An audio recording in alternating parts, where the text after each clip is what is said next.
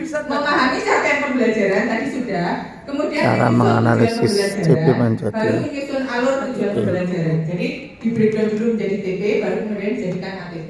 Caranya bagaimana di sini? CP perlu diurai menjadi tujuan-tujuan pembelajaran yang lebih operasional dan konkret. Nah, maka TP ini harus membuat redaksi sendiri. Contoh tadi IPA, gak mungkin kan anak-anak tiba-tiba mendeskripsikan atom, ya kan? Tapi kan harus lewat dulu, gurunya bikin TP kecil lagi. Untuk bisa mendeskripsikan atom dimulai dari apa? Siswa mengamati dulu dengan cara membaca sumber bacaan. Setelah mengamati, kemudian dia apa? Menyampaikan data-data yang didapat dari hasil pengamatan. Kemudian setelah data-datanya didapat, kemudian dia apa? Menyampaikan, kan begitu. Maka TP nanti kan jadi lebih kecil karena CP harus diurai menjadi tujuan-tujuan pembelajaran. Jadi nggak CP langsung diplok jadi TP. Ada yang bisa, tapi ada yang perlu diurai. Kenapa? Tambah muangel. Halo Bu, sebenarnya itu tadi sudah membuat CP, Pak. Jadi CP yang tak potong. Tapi CP yang Ibu sudah warna-warnai itu harus diurai menjadi sudah menggambarkan TP. Belum. Iya, belum. Urean bahasanya. Oke dulu. Sampai tahu kelas tenggaran sampai. Coba tembak. Oke, nah Bapak Ibu, ini dalam merancang pembelajaran Bapak Ibu boleh mengembangkan sepenuhnya. Nah tadi sebaiknya ini yang pertama, jadi mengembangkan sendiri dari CP menjadi TP. Atau boleh mengembangkan alur tujuan pembelajaran ini berdasarkan contoh yang ada. Contoh yang kalau di Kemendikbud itu banyak di PMM, platform Merdeka Mengajar itu bisa. Tapi aksesnya yang memiliki akun ID. Biasanya kalau di sekolah apa namanya di bawahnya Kemendikbud dia punya akun ID. Iya, kita nggak bisa masuk. Iya, kebetulan saya punya karena saya punya apa namanya meskipun saya bukan di sekolah saya diberi oleh kementerian sehingga saya bisa mengakses PMM itu. Tapi kalau yang tidak punya akun ya nggak bisa.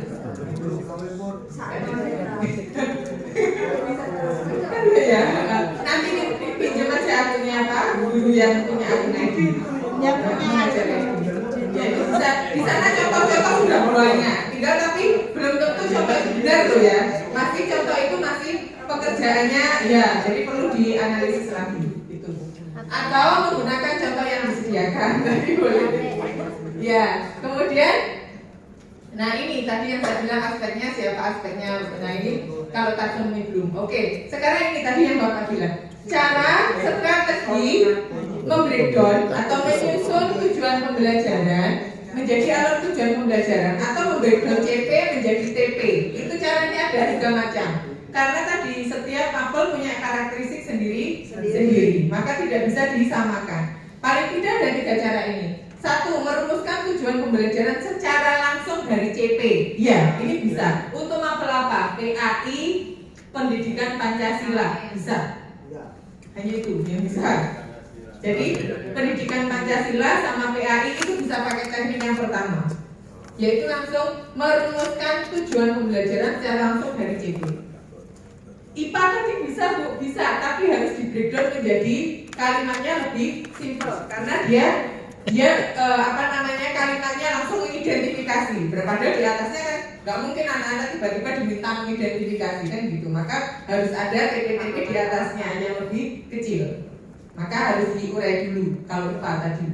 Tapi kalau PAI sama Pendidikan Pancasila langsung dipotong sudah bisa menjadi TP. Itu tipe teknik yang pertama. Yang kedua, merumuskan TP dengan menganalisis kompetensi dan nilai materinya. Jadi kompetensinya apa, nilai materinya apa. Nanti ada contohnya, sebentar sabar ya. Kemudian teknik ketiga sebelum saya ditanya. Udah usah lihat uang kelas. Nanti berpengaruh. Nanti Ibu terkesima. Oke. Yang ketiga yaitu merumuskan TP lintas fase, lintas CP. Ini tadi. Merumuskan TP lintas CP alias lintas elemen. Nah ini yang ada di tadi bahasa Indonesia, kemudian bahasa Inggris, kemudian bahasa Arab, Kalau yang lain kayak akidah akhlak itu setahu saya itu pakai sama dengan PAI. Jadi teknik satu, jadi foto sudah langsung bisa. Setahu seingat saya begitu, ya. Terus potong kuenya. contohnya ini, contoh yang pertama. Nah ini matematika itu hebatnya tidak bisa menggunakan satu teknik. Matematika itu hebatnya tidak bisa menggunakan satu teknik. Jadi dia paling tidak bisa tiga teknik itu muncul untuk CP tertentu. Jadi CP ini bisa yang langsung dipotong, tapi CP lain dia harus mencari kompetensi itu matematika. Jadi matematika ini paling, makanya saya bilang paling rumit, ya, paling rumit dibanding membreakdown yang lain. Oke, kebetulan saya bukan orang matematika, nanti dulu ya. Oke, di sini contoh matematika elemen bilangan. Tadi kan elemennya ada elemen bilangan, aljabar, geometri, banyak ya. Elemennya sih berdasarkan materi sebenarnya, berdasarkan konten. Tapi ternyata breakdownnya tidak semudah itu. Contoh ini. Pada akhir fase B itu kelas berapa? Kelas 3. Kelas 3, 4 ya. Maka peserta didik menunjukkan pemahaman dan intuisi bilangan pada bilangan caca sampai dengan 10.000. Berarti sampai kelas 2 itu 10.000. Dia bunyinya memang pemahaman, tapi ingat tadi ya, pemahaman itu tidak hanya sampai C2 ya, karena ini CP gitu ya. Maka dia sampai dengan bisa melakukan, bisa menghitung gitu ya kan.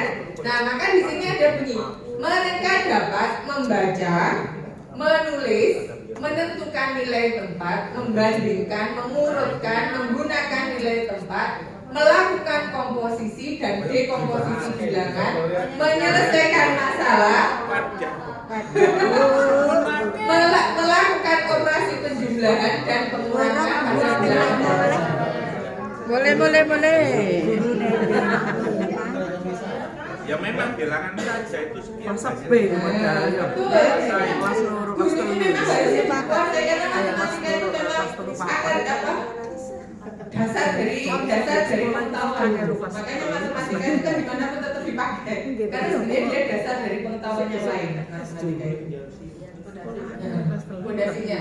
Oke, nah ini adalah CP-nya, baru satu elemen. Ketika dirumuskan menjadi TP, nah ini uniknya TP itu di situ karena tadi merdeka, misalkan gurunya sudah dari hasil analisis karakteristiknya, oh siswa saya sudah bisa menulis dan membaca, maka dilewati, tidak dibikin TP sama gurunya. Boleh. Kan tadi kan makanya kan sesuai dengan Karakteristik siswa. Nah, maka ini misalkan saya langsung bunyinya menyajikan nilai tempat, boleh. Nah, kalau memang siswa saya sudah melakukan analisis kok, maka sebelumnya guru melakukan analisis. itu yang tidak Itulah dilakukan. merdeka.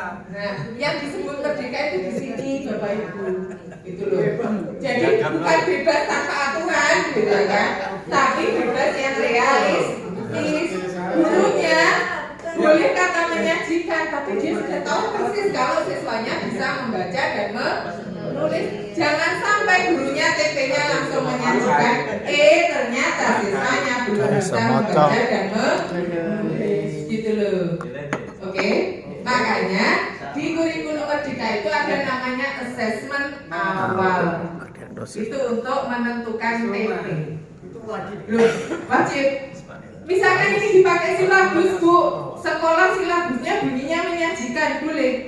Tapi nanti sebelum gurunya ngajar harus melakukan assessment awal. Ketika silabusnya sudah bunyi menyajikan, tapi ternyata di lapangan siswanya belum bisa membaca, maka gurunya harus menurunkan TP-nya, nambah TP-nya, ditambah menulis, membaca. Meskipun yang dicatatkan di sekolah di silabus menyajikan, gak apa-apa. Gitu. Bisa dipahami? Nah, oke. Ini adalah caranya seperti ini. Maka ini dipotong dan ke sini, Bapak Ibu. Yang kedua, ini adalah yang kompetensi sama Jadi diidentifikasi kompetensinya, materinya apa kecil ya, nggak kelihatan. Iya. Boleh ke depan kok kalau nggak kelihatan Pak. Ini Aku tak print.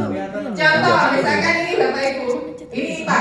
Makanya tadi saya bilang IPA itu benar satu bisa dipotong Pak, tapi harus diurai.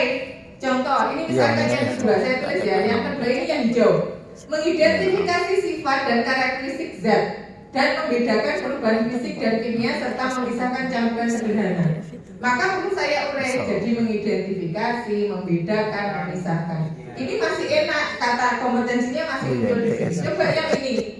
Nah, yang 5. Ini mengidentifikasi interaksi antar makhluk hidup dan lingkungannya serta dapat merancang upaya mencegahnya. Nah, ini kalau di breakdown jadi 5. Mengidentifikasi komponen penyusunnya dulu, mengidentifikasi rantai dan jaring makanannya dulu, menyusun pada sebuah ekosistem, mengidentifikasi akibat ketidakseimbangannya, dan mendesain upaya pencegahannya. Tulis di sana. Sehingga 1 CP menjadi berapa TP? 5. Harus diurai. Yang tahu siapa gurunya? Ngawasi karo nggak apa-apa sih ya. Cocok. Ngawasi sistemnya lain. Biasanya apa? Wis praktek kok perlu. Sukanya biasanya begitu yang ngomong tadi. Ayo satu banding nang gone binane Pak Mik kelas. Dia murid. Iya, karena dia ini ya, mengurai dulu. Nah, mengurai itu biasanya nggak mau. Ah, betul. Nah, yang ini adalah lintas elemen CP. Tadi Pak, bahasa. Ini contohnya bahasa. Sorry, belum. Ini contohnya matematika. Yang carikannya bahasa. Oh, ini bahasa. Ya, ketemu. Menyimak dan berbicara. Ada 3 ya, ini bahasa Indonesia fase D. Ada menyimak, berbicara, membaca dan memirsa, kemudian menulis dan mempresentasikan. Ada 3 elemen. Caranya bagaimana? Gini, di sini ini tidak ada bunyi materi kalau di bahasa Indonesia. Sama sekali tidak ada bunyi materinya. Contoh saya bacakan satu. Pada akhir fase D, peserta didik menggunakan bahasa Inggris Pak, ternyata bukan bahasa Indonesia, tapi sama. Bahasa Inggris untuk berinteraksi dan saling bertukar ide, pengalaman, minat, pendapat, pandangan dan guru, teman, antar saudara semuanya. Gak ada bunyi materinya sama sekali. Siapa yang menentukan materinya? Kenapa ini dibuat begini? Satu contoh Pak. Ini itu fase D. Bunyinya di sini menggunakan bahasa Inggris untuk berinteraksi. Kalau dari hasil asesmennya, ternyata anak-anak itu di SD nggak dapat bahasa Inggris karena bahasa Inggris di SD kan nggak wajib toh. Nah, maka guru akan memulai materi dengan introduction. Kenapa? Karena mereka belum pernah belajar bahasa Inggris. Maka greeting dulu, good morning, good afternoon. Gurunya harus mulai dari sana. Tapi kalau dari hasil assessment ternyata siswanya ini banyak yang sudah mampu, maka boleh dinaikkan grade-nya. Nggak lagi materinya, nggak lagi greeting yang sederhana, tetapi greeting yang lebih kompleks. Jadi Berarti di sini hanya kalau kita maju pada temanya atau pada materi. Nah, maka ini yang menentukan gurunya. Gurunya akan berpikir begini. Untuk berinteraksi di sekolah, di lingkungannya maupun di lingkungan sekolah maupun di luar, yang kalau bahasa Inggris pasti di lingkungan sekolah ya. Kira-kira siswa saya butuh apa? Maka ini berinteraksi dan saling bertukar ide. Gurunya menentukan greeting dan parting dulu. Bagaimana dia bisa menyapa dan mengucapkan selamat tinggal. Kemudian terkait dengan pengalaman, dia bisa menceritakan hobinya, bisa menceritakan daily activities-nya. Nah ini kan guru lagi. Terus pendapat dan pandangan. Nah, bisa menyampaikan